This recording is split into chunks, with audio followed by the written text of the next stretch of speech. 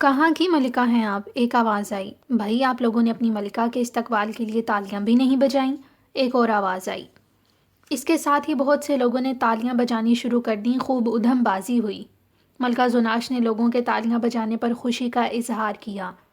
اس نے بڑی اکڑ کے ساتھ گردن ہلا کر ان کے نعروں کا جواب دیا، مگر جلد ہی ان کے کہکہوں کی آوازیں سن کر وہ سمجھ گئی کہ وہ سب اس کا مذاق اڑا رہے ہیں۔ غصے سے اس کا چہرہ سرخ ہو گیا۔ اس نے اپنا ہاتھ گھمایا اور ایک مضبوط درخت کو زمین سے اس طرح اکھاڑ لیا جیسے وہ ایک کمزور پودا ہو۔ اگر اس دنیا میں اس کا جادو بے اثر ہو گیا تھا تو کیا ہوا؟ اس کی جسمانی طاقت تو برقرار تھی۔ اس کے ہاتھ میں جڑ سے اکھڑا ہوا درخت ایک معمولی لاٹھی معلوم ہو رہا تھا۔ پھر اس نے اپنے اس نئے ہتھیار کو گھمایا اور گھوڑے کو آگے بڑھنے کا اشارہ کر دیا۔ اب موقع ہے، اشر نے کہا اور آہستہ آہستہ آگے بڑھنے لگا۔ وہ سوچ رہا تھا کہ اگر گھوڑا چند لمحے اور اپنی جگہ پر کھڑا رہے تو میں زناش کی ٹانگ پکڑ سکتا ہوں۔ وہ جیسے ہی اس کی طرف لپکا اس نے ایک چیخ سنی۔ زناش نے درخت کو لوگوں کی طرف اچھال دیا تھا۔ کئی آدمی زمین پر زخمی ہو کر گر پڑے۔ پولیس انسپکٹر بھی اس کی زد میں آ گیا۔ وہ بھی درخت کے نیچے دبا ہوا چیخ رہا تھا، جلدی کرو اشر، اب یہ کھیل ختم ہو جانا چاہیے۔ یہ آواز سن کر اشر گھوما۔ اس کے پیچھے عرفی کھڑا تھا۔ وہ شور و غل سن کر چپکے سے مکان سے نکل آیا تھا۔ عرفی، اچھا ہوا تم آ گئے، بس تم میرے قریب رہو، جیسے ہی میں آواز دوں تم جلدی سے پیلی انگوٹھی کو چھو لینا۔ یاد رکھنا پیلی انگوٹھی کو چھونا ہے اور اس سے پہلے مجھے پکڑنا نہ بھولنا۔ میں زناش کی ٹانگ پکڑتے ہی آواز دوں گا۔ زناش نے درخت اٹھا کر پھر لوگوں پر حملہ کیا اور ایک چیخ پکار مچ گئی۔ لوگ اب اس سے دور ہونے کی کوشش کر رہے تھے۔ بس ایک بگی والا ہی تھا جو اس حالت میں بھی زناش کے قریب تھا۔ وہ ادھر ادھر کود کر ملکہ زناش کے حملے سے اپنے آپ کو بچا رہا تھا۔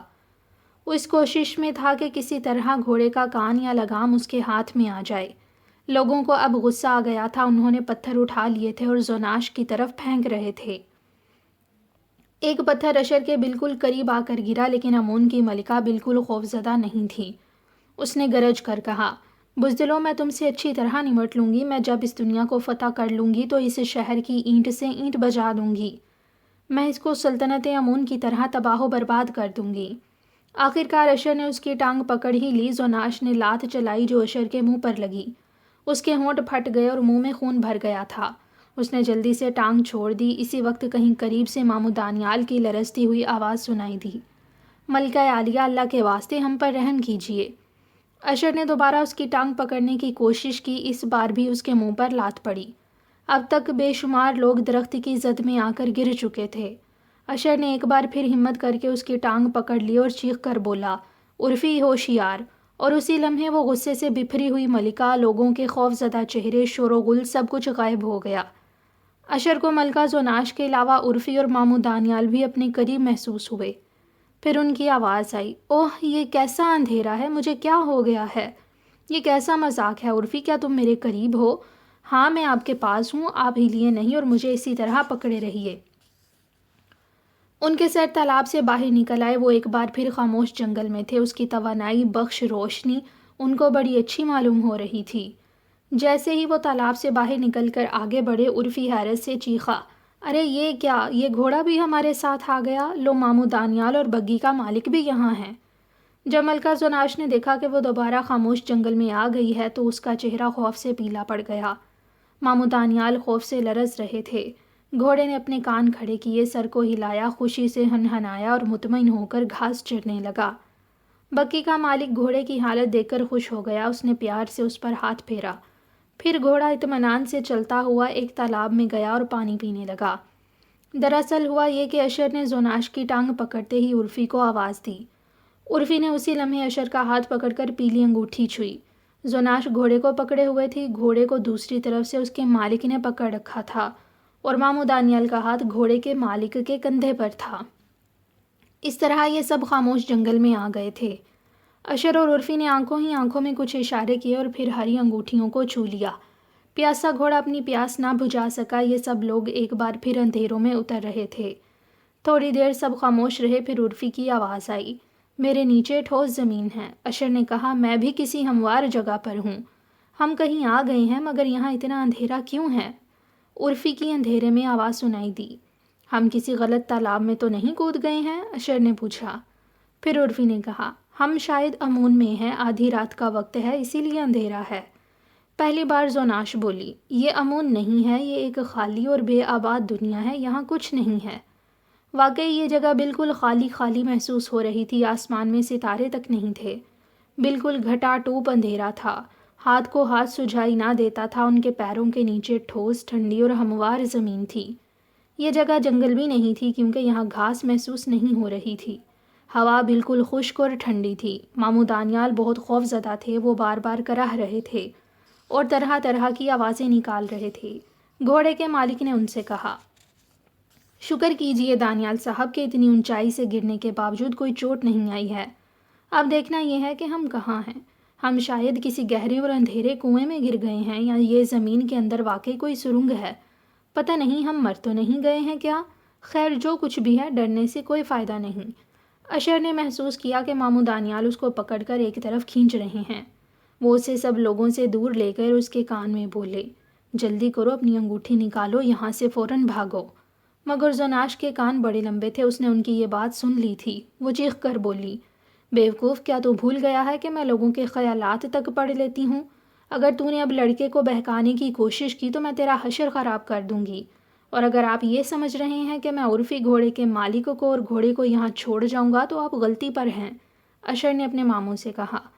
دانیال کا منہ لٹک گیا، اچانک انہیں ایسا محسوس ہوا جیسے اندھیرا چھٹ رہا ہے، چاروں سمتوں سے ہلکی ہلکی روشنی ابھر رہی تھی، ایک نور کا سا سما تھا۔ پھر انہیں اپنے پیروں کے نیچے زمین چٹکتی محسوس ہوئی۔ غور کرنے پر انہوں نے دیکھا کہ زمین میں سے پودے آہستہ آہستہ سر ابھار رہے ہیں۔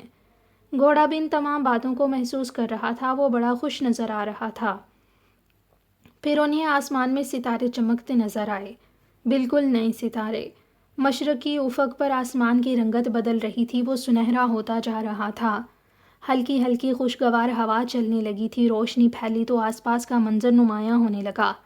تھوڑی دیر میں افق سے ایک سنہرا، روشن اور چمکدار سورج ابھرا اور دن نکل آیا۔ گھوڑے کا مالک، گھوڑا، اشر اور عرفی حیرت سے یہ منظر دیکھ رہے تھے۔ ماموں دانیال بھی سخت حیران تھے، ملکہ زوناش بھی منظر میں گم تھی، وہ اپنی بدمزاجی بھول گئی تھی۔ یہ بڑی خوبصورت جگہ تھی، سرسبز پہاڑیاں، گنگناتے چشمے، بل کھاتی ندیاں، ہرے بھرے درخت، ہر طرف پھول ہی پھول کھل رہے تھے، ہر رنگ اور ہر قسم کے پھول۔ چڑیاں چہچہا رہی تھیں، ہوا چلتی تو یوں لگتا جیسے درخت گا رہے ہوں۔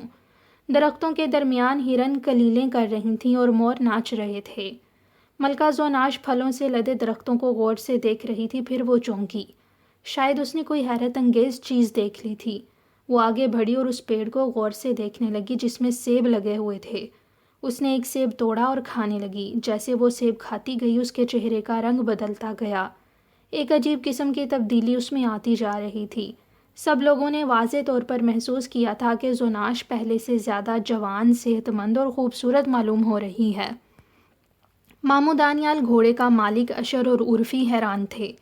ملکہ زوناش نے ان کی طرف دیکھا اور کہنے لگی، میری دنیا امون کا وقت ختم ہو گیا تھا، تمہاری دنیا میری دنیا سے عمر میں چھوٹی ہے، لیکن یہ دنیا ابھی نہیں ہے، یہ پاک صاف ہے، یہاں امن ہے، سلامتی ہے۔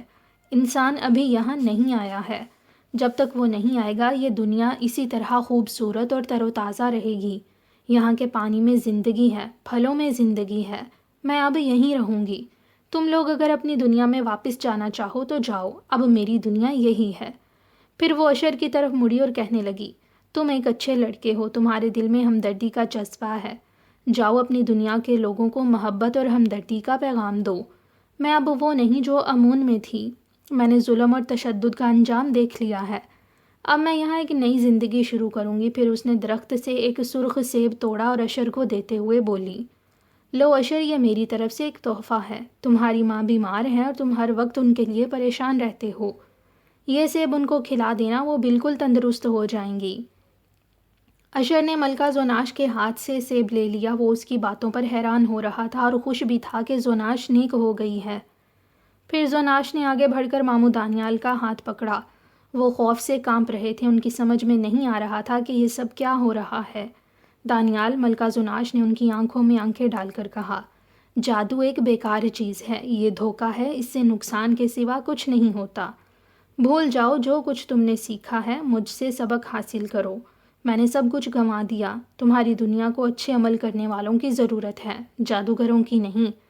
ماموں دانیال نے سر جھکا دیا، تھوڑی دیر خاموش رہے، پھر آہستہ سے بولے، میں بھی یہیں رہوں گا، اپنی دنیا میں واپس نہیں جاؤں گا۔ نہیں، یہ جگہ تمہارے لیے نہیں ہے، تمہیں اپنی دنیا میں ہی واپس جانا ہے۔ تمہاری بہن کو تمہاری ضرورت ہے، جاؤ، ان کے آرام کا خیال رکھو، ملکہ زوناش نے کہا۔ پھر وہ گھوڑے کے مالک سے بولی، مجھے معاف کر دینا، میں نے تمہارا بڑا نقصان کیا ہے، لیکن لو، یہ ہیرا تمہاری ساری ضرورتیں پوری کر دے گا۔ ہاں، یہ گھوڑا تمہارے ساتھ نہیں جائے گا، یہ یہیں میرے پاس رہے گا۔ اور عرفی، تم ایک اچھے دوست ہو، تم نے کسی حالت میں بھی اشر کا ساتھ نہیں چھوڑا ہے، دوستی اسی کا نام ہے۔ زوناش یہ کہہ کر گھوڑے کی طرف بڑھی، گھوڑا اسے دیکھ کر خوشی سے زمین پر پاؤں مارنے لگا۔ وہ اچھل کر گھوڑے پر سوار ہوئی اور اس سے پہلے کہ گھوڑے کا مالک کچھ کہتا، اس نے گھوڑے کو ایڑ لگائی اور لمحے بھر میں ملکہ زوناش اور اس کا گھوڑا درختوں کے جھنڈ میں غائب ہو گئے۔ ملکہ زوناش کی نظروں سے اوجھل ہوتے ہی اشر نے عرفی کو اشارہ کیا۔ اشر نے ماموں دانیال کا ہاتھ پکڑ لیا اور عرفی نے گھوڑے کے مالک کا۔ اس کے ساتھ ہی دونوں نے جادوئی انگوٹھیوں کو چھو لیا۔ پلک جھپکتے میں وہ چاروں خاموش جنگل میں تھے۔ اب واپسی کا سفر شروع ہوا۔ جب وہ لوگ واپس اپنی دنیا میں پہنچے تو ان کے گھر کے آگے سڑک پر لوگوں کا ہجوم اب بھی موجود تھا۔ وہ زوناش، گھوڑے کے مالک، گھوڑے اور دانیال کے اچانک غائب ہونے پر سخت پریشان تھے۔ جیسے ہی یہ لوگ واپس پہنچے، لوگ حیران ہو گئے۔ وہ آنکھیں پھاڑ پھاڑ کر کبھی انہیں دیکھتے اور کبھی ملکہ زوناش اور اس کے گھوڑے کو تلاش کرتے، مگر انہیں کون بتاتا کہ اصل بات کیا ہے۔ بہرحال ملکہ زوناش کے غائب ہو جانے سے لوگوں کو اطمینان ہوا اور مختلف باتیں کرتے ہوئے واپس ہو گئے۔ اشر دوڑتا ہوا اپنی امی کے کمرے میں پہنچا۔ وہ بہت کمزور معلوم ہو رہی تھیں، ان کا چہرہ پیلا پڑ گیا تھا۔ انہوں نے اشر کو دیکھا اور اشارے سے اپنے پاس بلایا۔ اشر لپک کر ان کے پاس پہنچا اور زوناش کا دیا ہوا سیب اپنی امی کو دے کر کہنے لگا، امی، آپ جلدی سے یہ سیب کھا لیجئے، آپ بالکل ٹھیک ہو جائیں گی۔ اشر نے چھری لا کر خود کاش کاٹی اور بڑے اسرار سے ماں کو کھلائی۔ انہیں سیب اچھا لگا، ایسا میٹھا اور خوشبودار سیب انہوں نے کبھی نہیں کھایا تھا۔ سیب کھاتے ہی ان کے چہرے پر تازگی آ گئی، انہیں یوں محسوس ہوا جیسے وہ کبھی بیمار ہی نہ تھیں۔ اٹھ کر بیٹھ گئیں۔ اسی وقت ماموں دانیال کمرے میں داخل ہوئے۔ وہ کچھ شرمندہ سے تھے۔ انہوں نے جب اپنی بیمار بہن کو بیٹھے دیکھا تو حیران ہوئے اور خوش بھی۔ کچھ دیر وہ ان سے باتیں کرتے رہے، پھر اشر سے بولے، ذرا باہر آؤ، مجھے تم سے کچھ بات کرنی ہے۔ باہر آ کر انہوں نے اشر سے کہا، ملکہ زوناش ٹھیک کہتی تھی، ان جادو ٹونوں میں کچھ نہیں رکھا، اصل زندگی تو انسان کی محنت ہے، اسی میں مزہ ہے، لطف ہے۔ میں نے جینے کا راز پا لیا ہے، میں نے وہ سب کتابیں اور انگوٹھیاں جلا دی ہیں۔